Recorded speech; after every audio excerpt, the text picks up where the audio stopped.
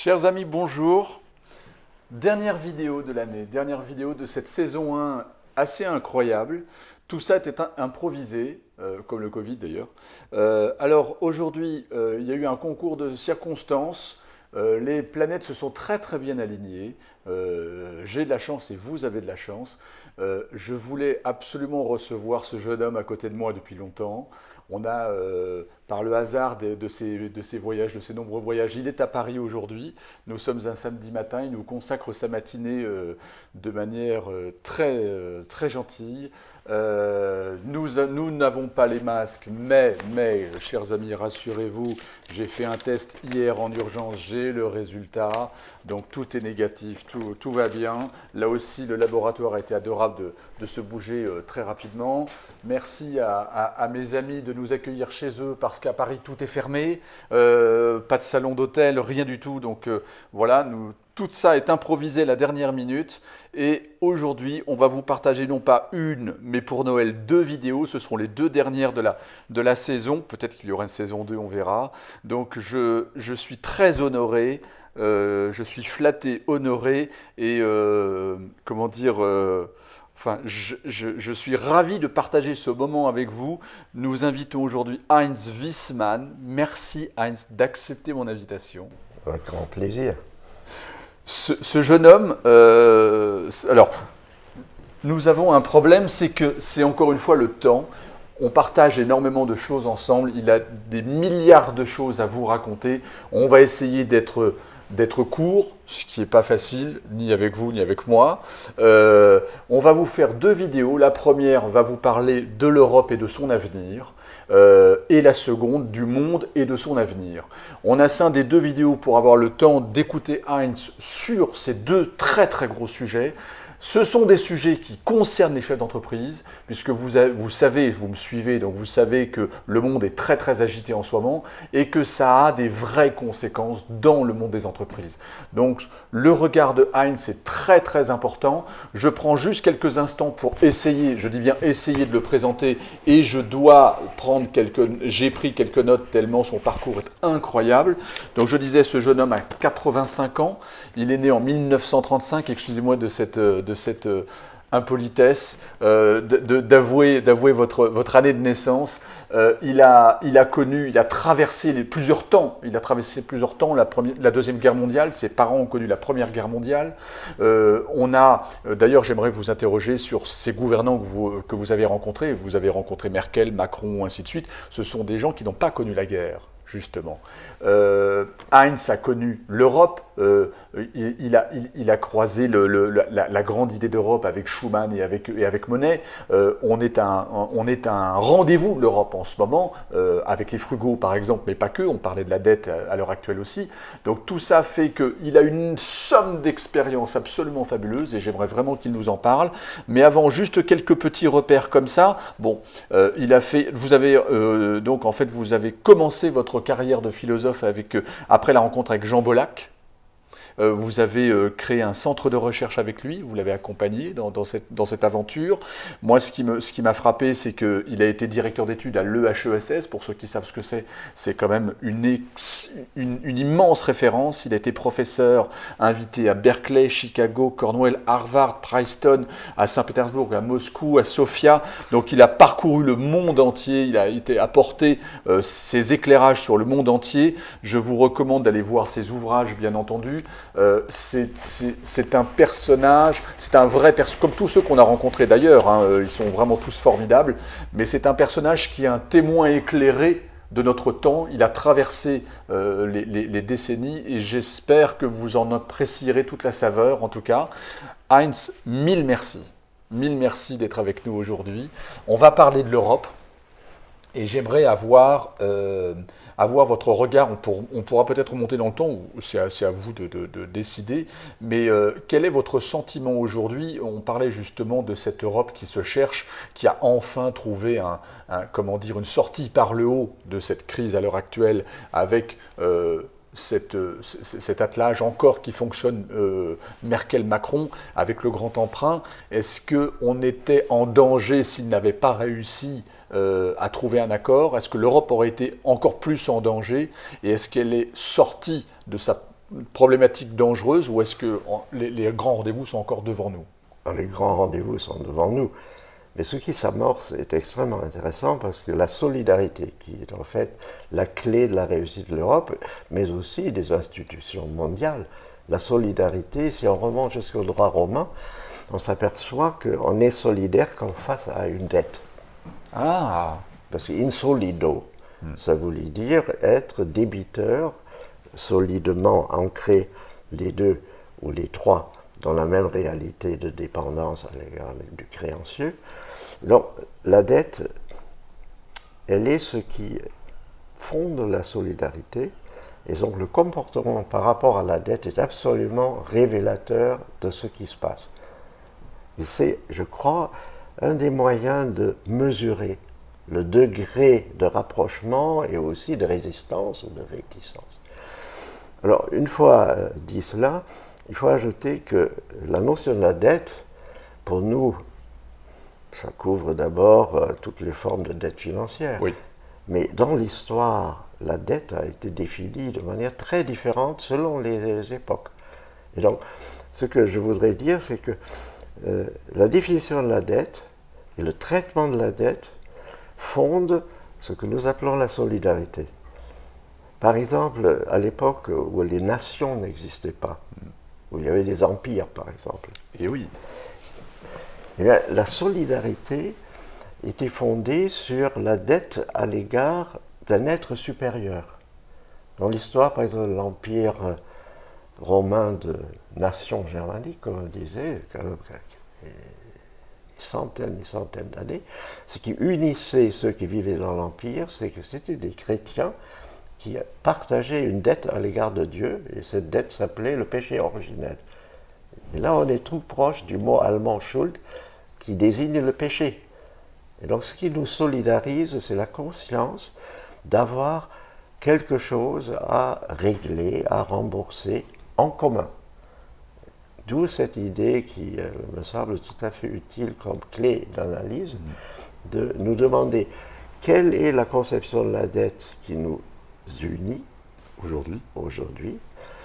Évidemment, on est d'abord face à une dette financière, et le fait qu'on, les Allemands et les Français sont d'accord pour la première fois de faire un grand emprunt, c'est une sorte d'amorce de cette problématique qu'en droit romain on appelait insolido, c'est-à-dire on crée une solidité qui est celle de la dette partagée. Donc vous êtes en train de nous dire que ce qui reliait les peuples à une époque, c'était ce maillon qui les reliait, c'était le péché originel, donc la dette, Oui.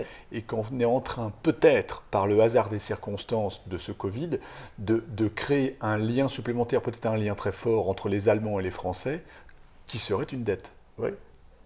Et donc c'est le traitement de la dette qui, en réalité, constitue, je dirais, quelque chose comme la partie immergée, invisible de la politique. Parce que les grands choix politiques, et nous vivons dans un univers où les nations ont institué, pour naître, non pas une dette à l'égard d'un être supérieur, mais la dette qui unit les citoyens réciproquement. D'accord. Et tout au long du XIXe siècle, chez les Saint-Simoniens en Oui, France, etc., oui. on a le développement de cette idée que ce qui fait qu'une nation est unie, c'est qu'il y a une dette spécifique qui unit les citoyens. D'accord. Et cette dette n'est pas une dette financière, et ce n'est pas non plus la dette traditionnelle à l'égard de Dieu.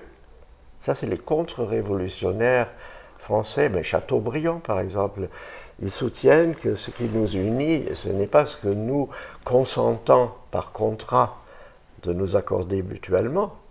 Non, ce qui nous unit, c'est la faute dont la conscience nous parvient de génération en génération. Il écrit que ce qui nous unit, c'est le péché qui est transmis de génération en génération. Alors, la Révolution française, c'est la première définition de la nation. Oui. Parce qu'avant, il n'y a pas de nation. Alors, les nations sont apparues à partir du traité de Westphalie, en Enfin, Europe. pas toutes. Parce Oui. que l'Allemagne, par exemple, a été Oui. dépecée, et il y a eu 340, oui. quelque chose Oui. comme ça. Enfin, disons que c'était un point de départ. Non, mais c'est Mais- la France qui, Ouais. grâce à Mazarin, voulait devenir hexagone. Parce que l'idée de Mazarin, quand, par exemple, le roi de France Louis XIV a 12 ans, en 1648, quand la France, par exemple, trahit le pape, s'allie avec Adolphe II de Suède, qui est la figure de proue des protestants. C'est pour obtenir Metz, Toul, Verdun et l'Alsace. Et l'idée qui guide cette espèce d'expansion, c'est qu'une nation doit être géométriquement définissable. C'est l'idée de Descartes. Tout ce qui est vrai se représente clairement et distinctement. Napoléon s'en serait inspiré alors? Et Napoléon avait encore une idée d'expansion. Oui. Tandis que la France, ce qui fait son essence, c'est qu'elle se reconnaît dans une figure géométrique quasi parfaite. Et il y a peu de pays au monde, et je dirais peut-être aucun, qui jouissent de ce privilège-là. Les Chinois peuvent se concentrer autour d'un nombril. Alors, eux, ils pensent qu'ils sont une sphère. Oui, c'est vrai. Mais c'est le seul autre pays que je connaisse qui se voit sous forme de figure géométrique.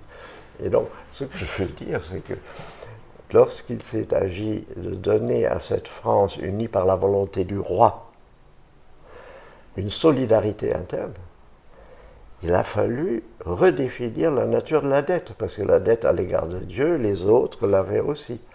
Et donc on a inventé la dette réciproque. C'est-à-dire l'être humain doit à tout autre être humain la reconnaissance de sa valeur, de ses aspirations. Et donc il y a des théories qui débouchent au XIXe siècle sur ce qu'on appelle le solidarisme. Et le solidarisme est ancêtre français, parce que comme la nation française était, disons, la plus mature à l'époque. Oui, il y avait les Lumières qui venaient de passer. Donc il y avait une certaine réflexion, phosphorescence qui avait eu lieu dans le pays. Donc, Et donc du coup, c'est ça que je veux dire, nous sommes à la veille de redéfinir de nouveau la dette. Ouais. Et la dette financière est une incitation extraordinaire à se poser la question de ce que la dette peut faire de nous. Parce qu'il faut gérer la dette, et vous l'aurez remarqué, depuis des années maintenant, ce qui agite l'Europe, c'est le remboursement de la dette. Comment on peut faire pour que ce soit solidairement accompli. Et que ce soit équitable. Et voilà. Donc ça conduit à ma deuxième réflexion, c'est que, alors l'exemple allemand est très intéressant de ce point de vue, parce que dans la constitution de la République fédérale, les différentes composantes que sont les régions, les Länder, jouissent d'une péréquation automatique. C'est dans la Constitution, c'est pas politique, ça se négocie pas. Et donc, ce que les Allemands ont en tête quand ils disent on est d'accord pour rembourser, mais à une condition, c'est qu'on introduise ce principe fédéral. Et cela, la France n'en veut pas. Exactement. Et la Pologne n'en veut pas. Oui. Et je comprends, parce que c'est une sorte de renoncement à une partie de la souveraineté. À son essence. Or, l'Europe est à ce prix. Oui. Tant que les États souverains, sur le modèle de l'État-nation qui a fait son temps, continuent à se crisper, l'Europe n'a aucune chance de se réaliser. Donc, c'est la solidarité requise par le traitement de la dette financière qui, par des rebonds successifs, nous incite à réfléchir à ce que nous devons les uns aux autres. Et c'est là qu'il y a cette idée de péréquation dont il faut en définir les modalités. Ça saurait être un truc facile et automatique. Mais, peut-être pour finir, je vous cite De Gaulle. Oui. Parce que, comme ça vous fait savez, du bien d'entendre De Gaulle en ce moment. En 1945, De Gaulle fait un discours à la Chambre, je crois qu'il le fait lire, si les souvenirs sont bons, et dans lequel il définit le traitement réservé aux vaincus. Et en substance, De Gaulle dit, le vaincu, il faut revenir à la tradition de la paix de Westphalie, on va le dépecer. C'était 1648 en Westphalie, je crois. 1648. Oui. Et on avait raté notre première sortie de la Première Guerre mondiale avec le traitement de... Exactement. Voilà. Exactement. D'ailleurs, entre parenthèses, il y a 2 ans, j'ai été invité parce qu'il y a eu un discours annuel pour célébrer la paix de Westphalie et l'unité retrouvée de l'Allemagne. Je savais pas. Et donc, j'ai fait le discours d'apparat. C'est pour ça que je connais un peu ces affaires. Et c'est très intéressant parce que De Gaulle soutient en 1945 que le génie allemand, c'est de vivre dans cette espèce de multiplication des centres de décision, puisque c'est les tribus germaniques. Il a toute une vision de la Germanie qui est donc pas du tout la nation allemande. Oui. Et il dit, pour empêcher le vaincu de bander de nouveau toutes ses forces, on va l'obliger de vivre dans une espèce de constitution fédérale. Et il a en tête que le vrai pouvoir de la nation, ce sera le pouvoir vertical, le plan. Il est très proche des communistes, en fait. À l'époque, il ne pouvait pas faire autrement. Oui, parce qu'il voyait qu'une nation puissante était une nation unie, et donc le fédéralisme est un affaiblissement. Oui. Un système pyramidal, en fait. Voilà. Et donc il a ajouté, ça c'est la grandeur de ce bonhomme, il a dit, l'histoire étant longue, il se peut que le régime imposé aux vaincus pour l'empêcher, etc., devienne la matrice de l'Europe à venir. Et ce n'était pas sa tasse de thé. Oui. L'Europe des peuples, c'est autre chose. Oui. Mais il a vu qu'il y avait, dans ce système fédéral, une possibilité de créer la solidarité nécessaire pour affronter ensemble les dettes et les épreuves. En réalité, vous êtes en train de nous dire que l'Europe, avec cette dette vis-à-vis de l'au-delà, c'était une Europe chrétienne. C'est ça. Parce que vous voyez bien les débats, vous êtes très avertis, vous voyez bien les débats en ce moment, à être plus laïque que laïque et ainsi de suite, à renoncer à son passé, à son histoire, et on ne peut pas. On ne peut pas renoncer à sa culture et à son histoire. Donc si on commence à nier là d'où on vient, ça ne va pas nous aider pour construire l'avenir, et encore moins pour avoir une vision. Non, c'est clair. Mais de toute façon, ce que nous appelons l'Europe, c'est défini dès le départ, c'est-à-dire que ça commence en Grèce antique. Oui. Hein, avec le mythe d'Europe enlevé par Zeus, transformé en taureau, et puis ils engendrent les premiers Européens dans l'île de Crète. Et l'idée qui va surgir en Grèce, c'est que l'Europe, qui prend le nom de c'est une princesse asiatique, puisque le père, c'est en Asie mineure, et la sœur s'appelle Asie. Et il y a une autre sœur qui s'appelle Libye, ça c'est l'Afrique. Et donc l'Europe a été arrachée à la famille asiatique, et l'Europe s'est séparée de l'Asie. Bon, le geste fondateur de l'Europe, c'est de ne pas céder aux sirènes de l'Asie. Et donc il y a toutes sortes d'idées qui, par exemple pour l'Empire romain, étaient essentielles de garantir la frontière à l'est, là où l'Asie menaçait l'Europe. Ensuite, la chrétienté s'est trouvée en face, c'est toujours la même figure de pensée, jusqu'à Foster Dulles, le containment, c'est-à-dire c'est l'Ouest qui doit se défendre contre l'Union soviétique, qui est donc, je dirais de manière symbolique, cette espèce d'autre qu'est l'Asie. Et quand j'étais au Japon, les Japonais qui ont eu beaucoup de plans de difficulté historiquement de se séparer de la Chine, les Chinois appellent les Japon les nains, ce qui est très mal vécu par les Japonais. Oui, ils ont une histoire lourde entre eux. Hein. Terrible. Oui. Et les Japonais me demandaient toujours, mais comment faites-vous, vous les Européens, qui êtes dans une continuité du continent asiatique, géographique, pour vous séparer de l'Asie? Comment vous faites? Nous, on a un bras de mer, et on a le symbole du sabre. Oui. Et grâce à cette espèce de capacité de trancher, ben, nous sommes indépendants. Mais comment vous faites, vous, les Européens? Et donc j'ai dû leur expliquer que l'Europe, dans son devenir, a inventé des formes de solidarité qu'il a, je sais pas, l'immunisé contre l'attrait exercé par l'Asie. Et si on ne voit pas les choses comme ça, je trouve l'identité de l'Europe ne peut pas être définie de manière abstraite. C'est quelque chose qui s'est constitué dans une espèce de, je sais pas, bras de fer, avec une origine naturelle. Parce que l'Asie, c'est l'origine naturelle de l'Europe. L'Europe est un promontoire minuscule de l'immense continent asiatique. Alors, comment l'Europe peut devenir une puissance mondiale? Pas sur les bases de la géographie, nécessairement sur les bases d'une représentation symbolique de ce qu'elle veut être. Ouais. Voilà. Je reviens au droit. Vous avez évoqué le droit romain tout à l'heure, justement, dans ses fondements. Dans le droit romain, il y avait aussi une autre puissance qui s'appelait la fides, la confiance.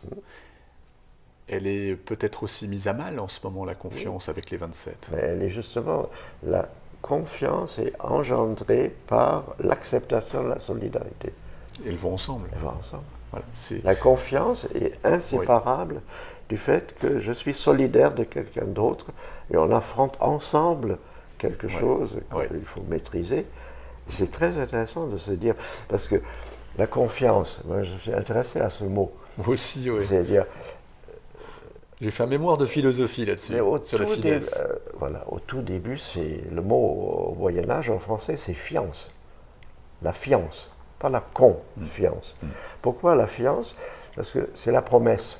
Oui. Et c'est donc la promesse du fiancé qui dit je vais te marier. Et ensuite, quand la future femme consent à accepter la fiance, naît la confiance. Voilà. Donc, la confiance, c'est un mouvement de rencontre entre deux fiances ou fiancés. Oui. Ouais, on ne peut pas dire comme ça. Ça fait penser un peu aux mots construits en Asie, au Japon et en Chine, parce que vous l'évoquiez, où c'est toujours l'assemblage de deux idéogrammes. Oui. Et là, on a solidarité et confiance. Oui. Et en fait, pour qu'un couple se constitue, si je comprends bien ce que vous avez dit au début, il faut qu'on ait une dette réciproque, quelque part, pour souder, pour créer un fondement. Le théoricien de cela, c'est au XIXe siècle, c'est un ex-Saint-Simonien, qui s'appelle Pierre Leroux. Et c'est inspiré de la philosophie idéaliste allemande pour définir ce qui fait que les citoyens sont solidaires. Il dit, ce n'est pas parce qu'ils partagent une dette à l'égard de l'être suprême, c'est parce qu'ils partagent et reconnaissent en toute confiance une dette réciproque. Voilà. Et la définition de cette dette réciproque, c'est un travail très intéressant. Comment définir ce qui nous unit quand on dit « je te dois quelque chose, tu me dois en retour quelque chose ». De quoi s'agit-il exactement? Et donc en Europe, ce serait entre les composantes de l'Europe que la confiance ne peut naître que de la reconnaissance d'une dette réciproque. Mais comment la définir? Voilà. Et donc la dette financière, qui d'une certaine manière frappe tous les pays européens, mais pas également, c'est ça le problème, eh bien, elle est la chance peut-être pour l'Europe de développer une pensée de la confiance fondée sur la solidarité face à la dette. Alors, vous qui avez vu, vous avez vu l'émergence de la grande idée d'Europe, hein, la CECA puis l'Union européenne, avec la construction, tous les pays qui au fur et à mesure assemblent cet ensemble. Donc vous avez un recul nécessaire pour essayer de vous projeter sur 25 ans. Vous la voyez où l'Europe dans 25 ans? C'est quoi ces grands défis pour que justement dans 25 ans elle existe encore? Parce que finalement elle peut très bien ne pas franchir la prochaine décennie à l'heure actuelle. Le vrai risque pour l'Europe, ça a été l'Angleterre. Parce que si c'est le marché, l'Europe ne se fera pas. C'est-à-dire le principe libéral des échanges, etc., qui est précieux à l'échelle du monde, je veux bien. Mais pour que se soude quelque chose qui est uni par une solidarité, il est exclu que ce soit le jeu de la concurrence qui crée cette espèce de co-appartenance à un idéal commun. Donc, comme la dette contractée par les États est contractée sur les marchés, donc les États, la France injecte des milliards actuellement, ça vient des marchés. Il faut donc cette dépendance à l'égard des marchés ferait de la France une entité qui ne peut pas être solidaire puisqu'elle travaille sa propre dette. Or, si les autres ont la même dette, le même type de rapport au marché, l'Europe peut se construire en s'arrachant ensemble à l'emprise du marché. Donc pour vous, là, le premier pas qui vient d'être fait, cette mutualisation quelque part, fait que c'est un grand pas quelque part, même si on ne s'en est pas rendu compte. Et c'est pour ça que le Brexit est une très bonne chose. J'étais avec Michel Rocard avant sa mort, on était à Lyon dans un truc APM, Oui. Et à lui, avec sa voix de stentor, Ouais. il hurlait qu'il s'en aille, qu'il s'en aille. Parce qu'il a toujours soutenu que c'était une erreur Beaucoup de le soutiennent, Pompidou voilà. d'avoir Ouais. admis. Et tous les pays de l'Europe de l'Est qui renaclent là, actuellement, qui ne veulent pas être Oui. solidaires, qui prennent l'argent de Bruxelles et Bien ensuite ne font qu'à leur tête. Tous ces pays-là sont rentrés à l'initiative des Anglais. Oui, oui. Les Pour Anglais diluer ne le voulaient pouvoir pas. pour diluer le pouvoir franco-allemand, qui est Oui. le socle. Oui, pour diluer même l'idée de l'Europe comme entité qui ne serait pas réglée ou régie par les lois du marché. Parce que c'était leur conception.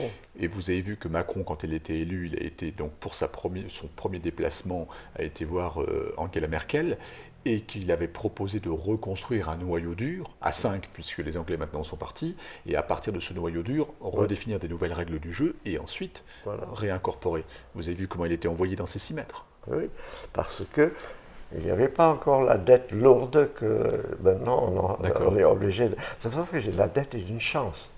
Parce que c'est comme un réveil des consciences. C'est-à-dire face à une dette qui nous menace, parce que si on est seul face au marché avec ces milliers de milliards qui tournent autour du globe de manière spéculative, etc., ça l'emporte sur les...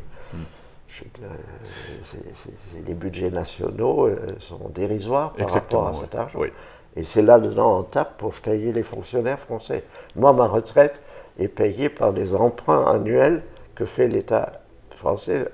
Alors, il crée une dépendance à l'égard des marchés. Et si, comme les Allemands imaginaient, ils pouvaient échapper à cette dépendance à l'égard des marchés, c'est pour ça qu'ils renaclaient toujours. Ils ne voulaient pas entrer dans le jeu de la solidarité face à la dette. Et maintenant, ils sont eux-mêmes dans ce cas. Et du coup, ça se rapproche. Ils demandaient même qu'on leur rembourse une partie de leur... Vous vous souvenez, le chèque anglais? Oui, non, mais tout ça se joue là-dessous. Et ce que je veux dire, ça ne se réduit pas à la problématique du remboursement de la dette financière, mais c'est l'occasion d'une prise de conscience de ce que j'appelle les conditions de la solidarité.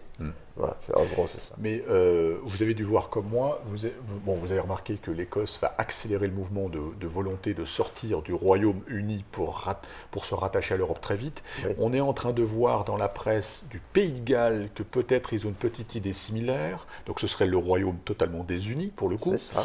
Ensuite, dans l'Europe du Nord, Norvège, Finlande, Suède, qui n'appartiennent pas à l'euro d'ailleurs, on commence à avoir des éditos dans la presse, ce qui n'existait pas il y a un an encore, que la grande question, c'est finalement qu'est-ce qu'on y gagne avec cette Europe-là?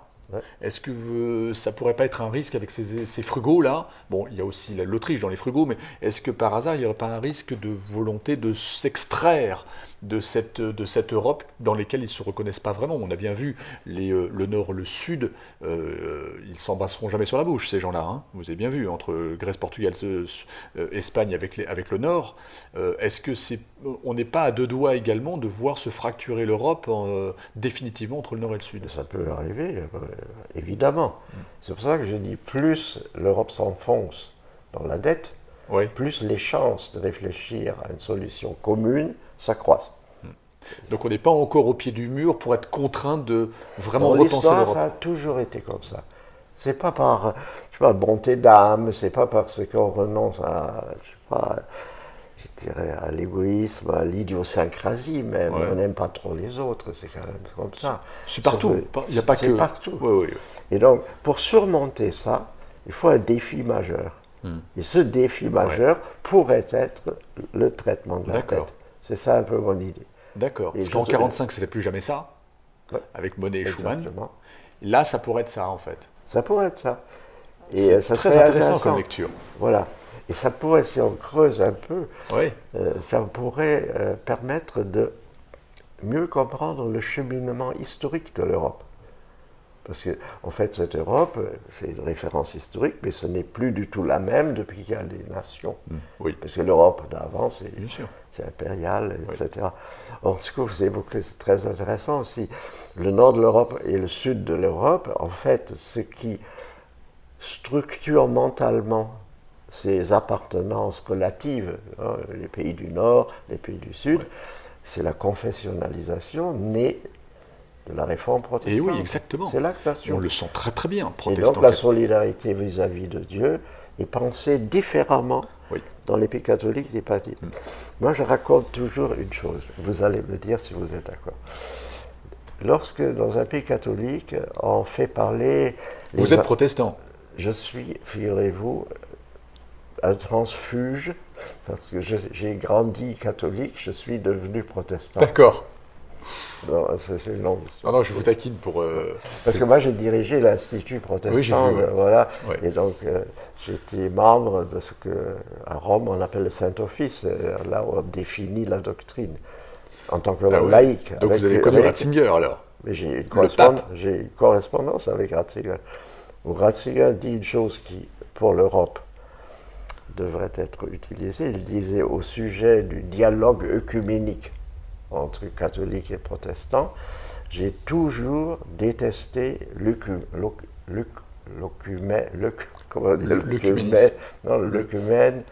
l'œcuménisme goulash. Si on mélange ça, il ne faut pas croire que ça donne quelque chose. Il faut que ça reste séparé et que ça converge à travers une séparation. Enfin, ce que je veux dire, c'est que dans les pays protestants, il y a une forme de solidarité héritée de la dette à l'égard de Dieu. Et donc, dans ces pays protestants, quand on fait chanter les anges au-dessus du berceau de Bethléem, ils changent et paix sur terre aux hommes la gloire de Dieu. Dans tous les pays catholiques, on fronce les sourcils, puisque les anges chantent et paix sur terre aux hommes de bonne volonté. Or, la vérité, ça c'est la philologie, c'est qu'il y a plus de 100 manuscrits pour l'évangile en question, et il y a 2 filiations, parce que ça a été recopié oui. Avant l'invention de l'imprimerie. Et donc, il y a 2 manières de recopier, parce qu'il y a des fautes qui se sont glissées, parce que les gens ont recopié sans comprendre ce que... etc. Et donc, le mot doxa, il est dans une version en nominatif et dans l'autre en génitif. Et donc, de bonne volonté, c'est agathès, doxès, de bonne doxa, de bonne opinion. Et alors là, on fait de la théologie. Il dit, de qui attend une bonne opinion? De celui qui fait de bonnes œuvres. Et qui fait de bonnes œuvres, il est de bonne volonté. Ce n'est pas glissement successif. Et Luther, qui ne voulait pas des indulgences, il ne voulait pas des œuvres. Il disait Dieu est bien trop grand pour apprécier les gestes que nous faisons pour lui plaire. C'est d'ailleurs une forme d'affront fait à Dieu de vouloir le circonvenir par des gestes. Il dit donc ce que les hommes doivent respecter pour avoir droit au salut, c'est la gloire de Dieu, son infinie supériorité. Et donc, il choisit le doxa, le nominatif. Anthropoïsie, agathé, doxa. Et en fait, ce qui sépare l'Europe, que vous évoquez, du Nord et du Sud, c'est de nouveau une manière de concevoir ce qu'on doit à Dieu. Oui. Les catholiques doivent à Dieu des œuvres. Oui. Et les protestants doivent à Dieu la reconnaissance de sa gloire. C'est pour ça que Luther dit seule la foi sauve, pas les œuvres. C'est la reconnaissance de la gloire.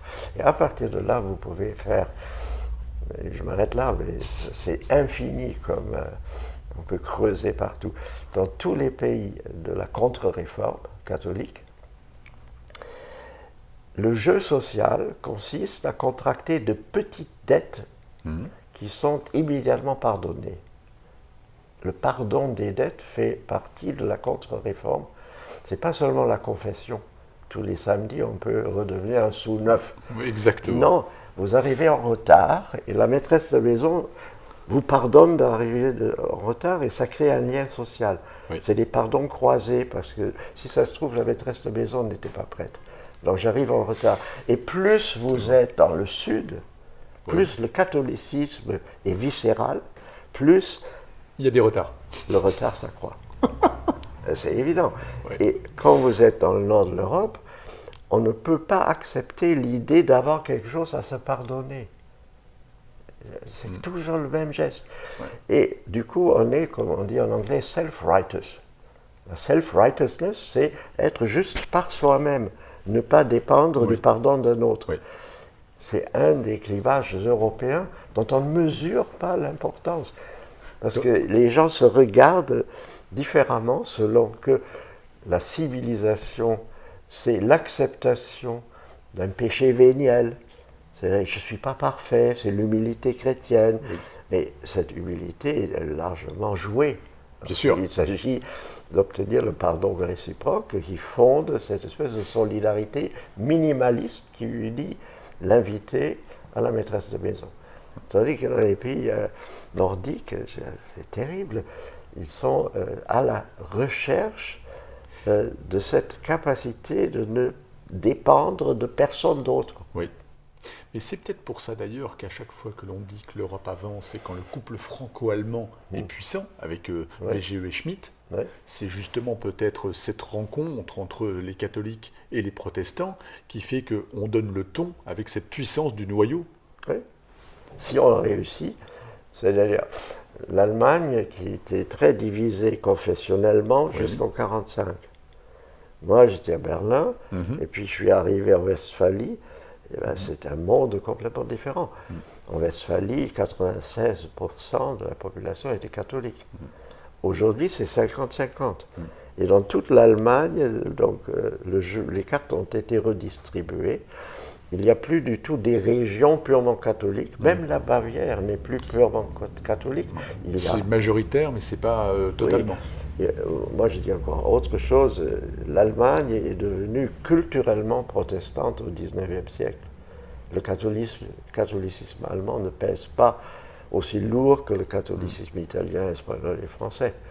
C'est un catholicisme qui est culturellement déjà, je ne sais pas, transformé, et on le mange à la sauce protestante. Parce que toutes les universités allemandes au XIXe siècle correspondent à un modèle protestant. C'est l'université de Berlin de 1810 et l'université allemande protestante. On a fermé toutes les universités des jésuites en Bavière. Il n'y en a plus une seule. Dès le XIXe siècle, l'université de Munich a été construite sur le modèle de l'université de Berlin. Et quel est le principe de cette université qui a essaimé après? C'est que on ne doit pas enseigner ce qu'on sait, mais enseigner ce qu'on ne sait pas à partir de ce qu'on sait. À la lisière du non-su, le professeur, c'est une citation de la Bible, je suis la vérité, mais je suis le chemin. Oui. Et donc le professeur réunit les étudiants, non pas avec des polycopiés pour qu'ils recrachent lors d'un discours, mais pour leur donner une méthode pour tendre vers la vérité. Vers l'inconnu. Et la justification de cette démarche est très intéressante, puisqu'elle a à voir avec la confession. Puisque le professeur, d'ailleurs, il est institué dans les séminaires supérieurs de l'époque comme le Christ, puisque sont admis 12 boursiers. À l'université de Bonn, Nietzsche faisait partie des 12 boursiers qui étaient donc payés pour suivre la voie du Christ. Et donc ces références confessionnelles, même si c'est complètement dilué aujourd'hui, ben, ça persiste. Et donc, une des choses que j'essaie de dire, c'est que les problèmes que rencontrent les Européens du Nord et les Européens du Sud, donc comme vous dites, l'Allemagne et la France, ben, c'est aussi un problème de définition confessionnelle de ce qu'on doit à Dieu et de ce qu'on doit aux autres. Donc l'avenir de l'Europe n'est probablement pas cette hyper-laïcité qu'on veut nous vendre partout dans les médias, mais probablement simplement revenir à sa propre histoire. Ouais. Son destin est dans son histoire. Voilà. C'est ça qui est si on dit que la confession, on n'a pas besoin d'être croyant pour être immergé dans une culture qui a été entièrement façonnée par la foi. Ouais. Ça, si on fait abstraction de ça, c'est complètement idiot.